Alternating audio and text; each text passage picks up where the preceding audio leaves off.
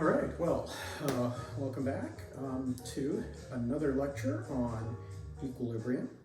And in this lecture, I'll go ahead and talk about equilibrium expressions involving pressure and then heterogeneous equilibria. So let's take a look at equilibrium expressions involving pressures first.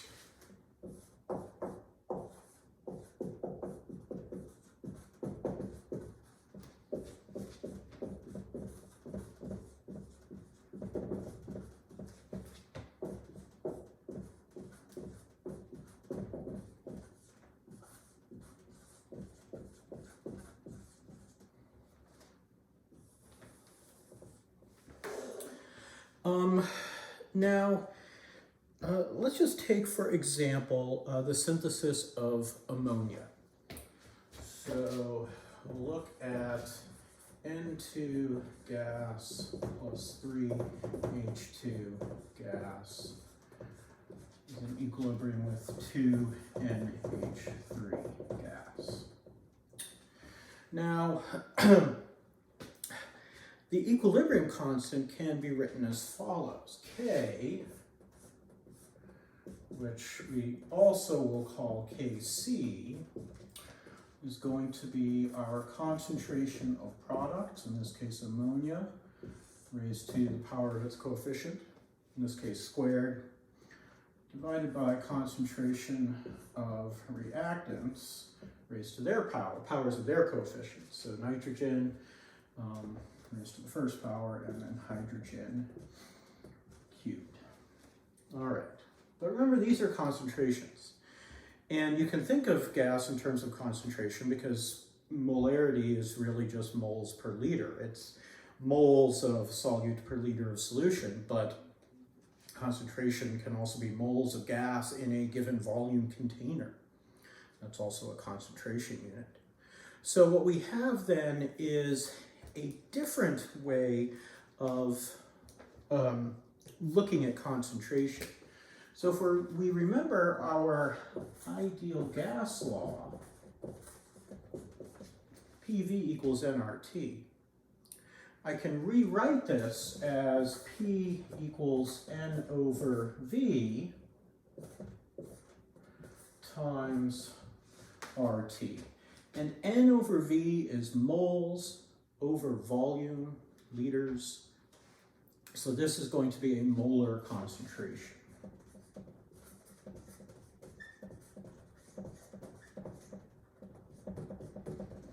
So essentially the only difference between a pressure of a gas and the concentration of the gas is a factor of RT.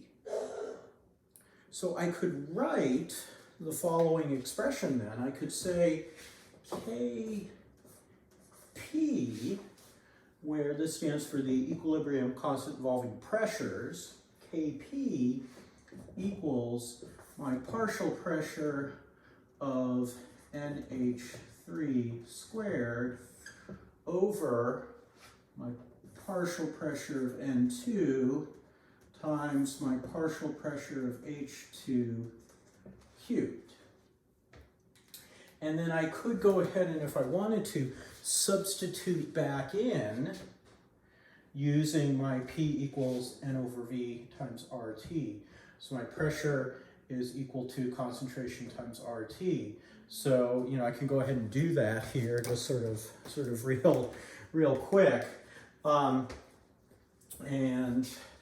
I can say now Kp equals concentration NH3 RT squared over concentration of N2 RT times concentration of H2 times RT cubed. Okay, so I'm just substituting in pressure, or I'm substituting in concentration times RT, substituting that in for pressure. So now I can go ahead and collect all these terms. And what I end up getting then is let's see, I'll have NH3 squared over N2 over H2 cubed. And then that is times, well, let's see, I've got an RT here, RT squared up here, RT cubed there. So I'm going to have RT squared over RT to the fourth. So it's going to be 1 over RT squared. Well, that's Kc.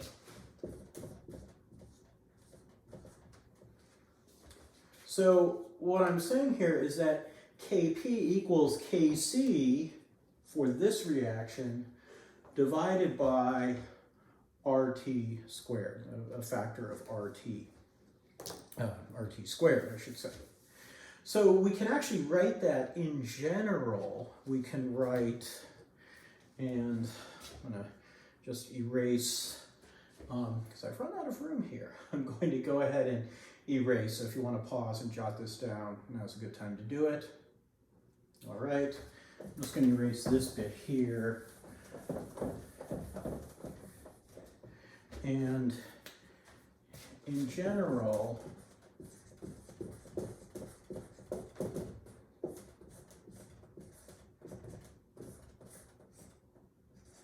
Kp is going to equal Kc times RT raised to the delta N power here. And delta N is the change in moles of gaseous species. So delta N equals change in moles of gases.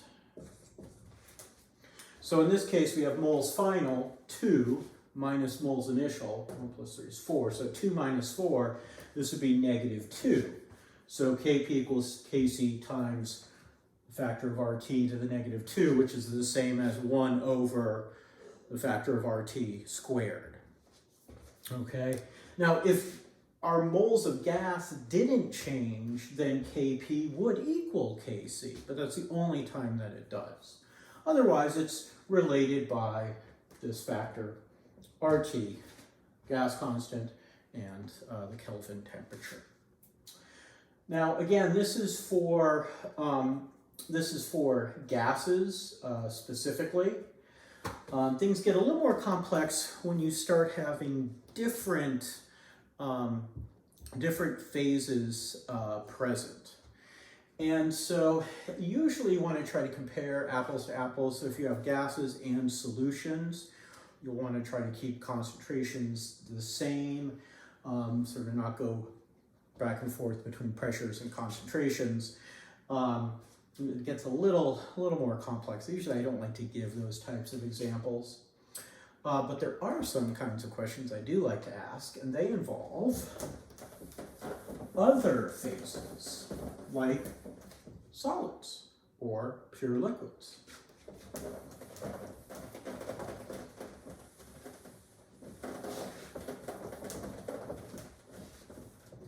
And these fall into the category of heterogeneous equilibria.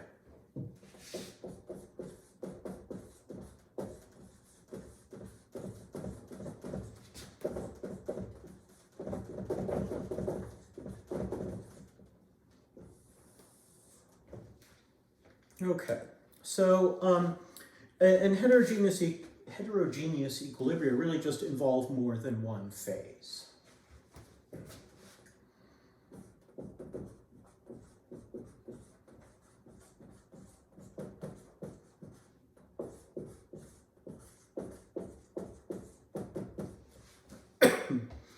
So we could take as an example the following. Let's look at the decomposition of calcium carbonate, CaCO3 solid, and that will decompose to give calcium oxide solid plus CO2 gas. Now, we'll go ahead and write, I'm going to call it K prime here. This is going to be our initial attempt at writing an equilibrium constant. So, K here, or K prime rather, is going to equal concentration of calcium oxide, concentration of CO2 over concentration of CaCO3. Now, as our reaction progresses, what happens to these concentrations? Well, as our reaction progresses, we get more carbon dioxide, so that concentration will change. What's the concentration of this solid? Yeah, I don't know. Well, we could do moles per liter. So if we have a density of grams per liter, we can convert those grams to moles because we know the molar mass. As we use that up, is the density going to change? No. As we make this, is its density going to change? No. So these are constant.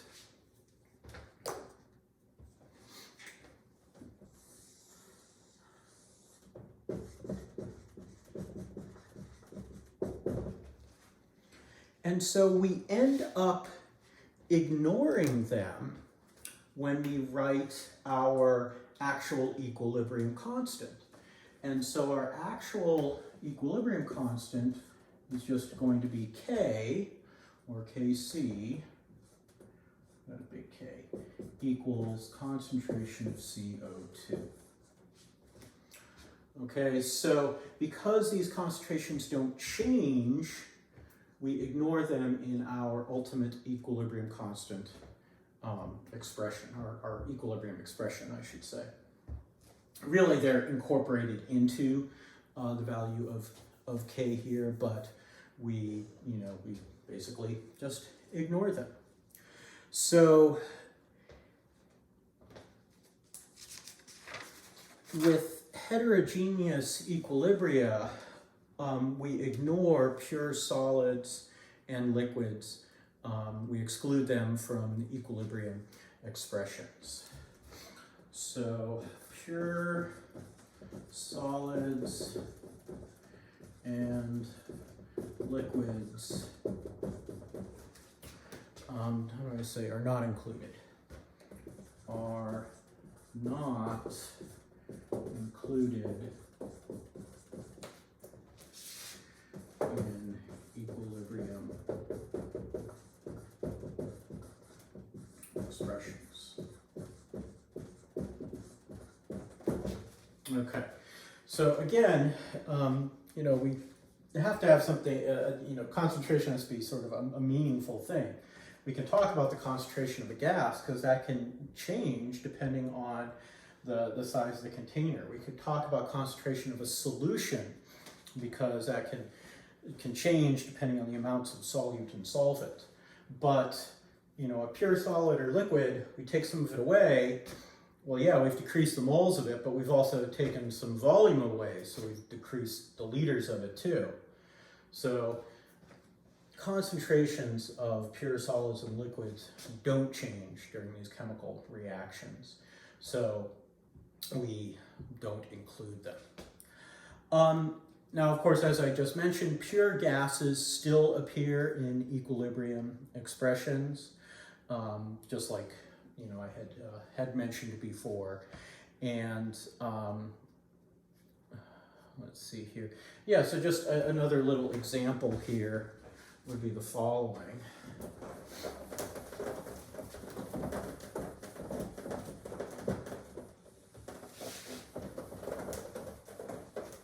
So let's say I had 2H2O, and we do some electrolysis and we get 2H2, that's a liquid, sorry, 2H2 gas plus O2 gas. Here, my Kp is simply going to equal my pressure of H2 squared times my pressure of O2, my partial pressures there. Okay, that doesn't have a changing concentration. Actually, let me rewrite this. I'll write it up in there again, but let me write what it says. So let's do Kc. So Kc equals concentration of H2 squared times concentration of O2. And then Kp equals concentration, getting ahead of myself here, pressure of H2 squared times pressure of O2. Now we can contrast this with, the, let's say, thermal decomposition. So compare this to 2H2O gas in equilibrium with 2H2 gas plus O2 gas. And so here our Kc is going to equal H2 concentration squared times O2 concentration divided by H2O concentration, and Kp will equal pressure of H2 squared times pressure O2 divided by pressure H2O. So even though chemically it's the same reaction, because our water rather is in different states, liquid versus gas, our equilibrium expression is different. So, two things to take home from today's lecture. One was, not today's lecture, from this lecture. One was that we can write this equilibrium constant and an equilibrium expression in terms of pressures, partial pressures. We call that Kp. And it's related to Kc by factors of RT. And then for heterogeneous equilibria, we don't include pure liquids or solids in our equilibrium expressions. All right, well, that's it for this lecture. And until next time, you can meet me at the Great House with the white trim.